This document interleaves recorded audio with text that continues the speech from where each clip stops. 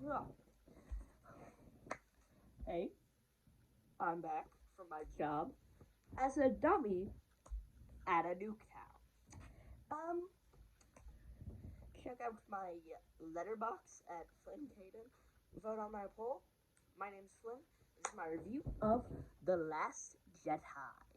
Um, I know I haven't been posting as well lately. I'll try to be be better at it. But I'm back, and let me start off this might be a little rose tinted glasses. Um, Star three, three Star Wars movies were my three first movies I ever saw in theater. This is my first one. I think Solo might have come out before. I don't know. But yeah. This is my first movie in theaters. I was a little baby eating some buttered popcorn. I think for the first time. I don't know where else I would have it. I don't think I had microwave popcorn, but anyway, eating some buttered popcorn for the first time, watching a movie, surrounded, and I don't remember anything except for whoa, Kylo Ren is like trying to take that lightsaber. Oh my god, that's a very red room they're in. Yep, yep.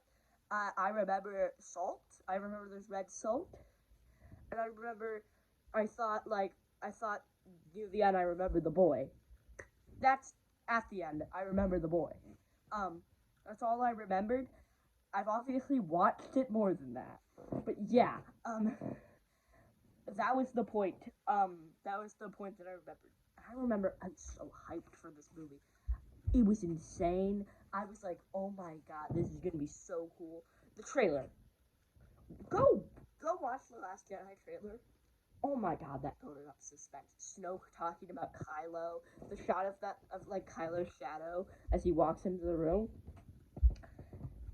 You gotta admit, cinematography in this movie is perfect. They they have some really cool shots, and it also I think like the species of aliens and stuff, and like the planets that they go to are very cool. Like the Canto Bight like casino scene, and Canto Bight as a planet is one of the coolest planets in all of Star Wars. Like a casino planet, but it's got a nice aesthetic to it. And then there's also like Act Two and Great. They're really cool stuff. To get into the negatives, they very much did ruin Luke's character. He's really bad in this movie. I don't blame them for the Snoke thing. I think if they knew what they were doing, maybe the Snoke thing could have been better if they like had a better villain. Maybe if Kylo was the main villain, like he actually turned that fully turned, and now he was the evil guy. Now he's the main villain of Rise of Skywalker. That would have been better than Palpatine. I get why they did Palpatine because this is the movie that people walked out and they were just like, well, that wasn't very good. The Canto Bight storyline is great. I thought like I thought them destroying Hux as a character was bad. But he was barely in this film. Um, there's not much I can say to accurately see why people hate this movie so much. Because I think it is a good movie when you think of it without the sense of everything. Like when you take out like four, like the five bad things they did, it's like a great movie. Um, Admiral Holdo is not supposed to be a character you like, so I still don't understand why they gave her like a heroic sacrifice. You weren't supposed to be like Poe's in the wrong, were you? Because Poe was definitely not in the wrong. Admiral Holdo was insane, so that's stupid. That was a really stupid thing they did. The Holdo maneuver didn't happen before. People complain about like, why hasn't that happened before? Maybe because they have to hit an entire capital ship into hyperspace to destroy one ship. Also the Steadfast, that's the ship that was destroyed by the Holdo maneuver, was built differently than other ships. Like you couldn't do that to the Death Star because it's a giant moon-sized thingy. the Steadfast, the ship that Snoke was on, is like very thin, and it's like it's kind of like a boomerang the way it shit. So that's why it just went straight through. You couldn't do that with the Death Star because it's the Death Star. It's not like a boomerang. It's not shaped like a boomerang. So that's a stupid complaint about the movie, like the whole maneuver. What else? Ooh, I think the fact that Rise of Skywalker was worse made this film seem worse than it actually was. Like, don't get me wrong, I do think Rise of Skywalker is worse. I don't like Rise of Skywalker that much. But I think I'll get into it, but I think it's more just both of these movies are more justified than people act like they are. Like the Phantom Menace, like at least we have good actors. Maybe they're not doing the best roles, but at least they're like still playing the characters.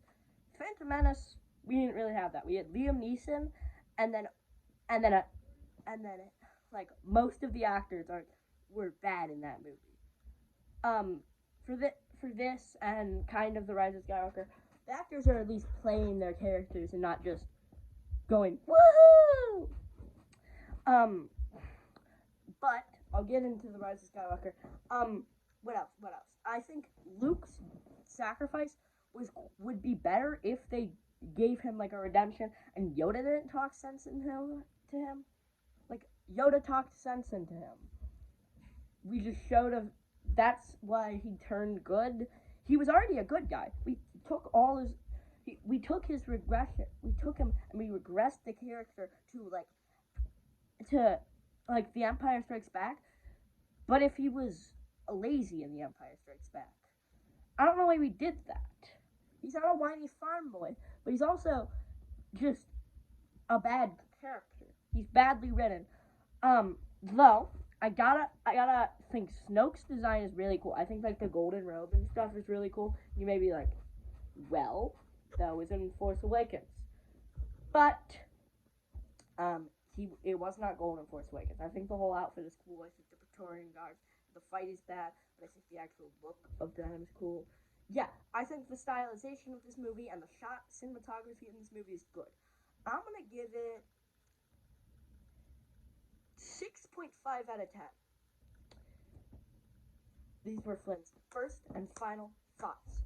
Like, subscribe, and before I go, I would like to say that the next video will not be Rise of Skywalker. I'm going to Rogue One, and then Solo, and then I'm moving to Rise of Skywalker. Bye.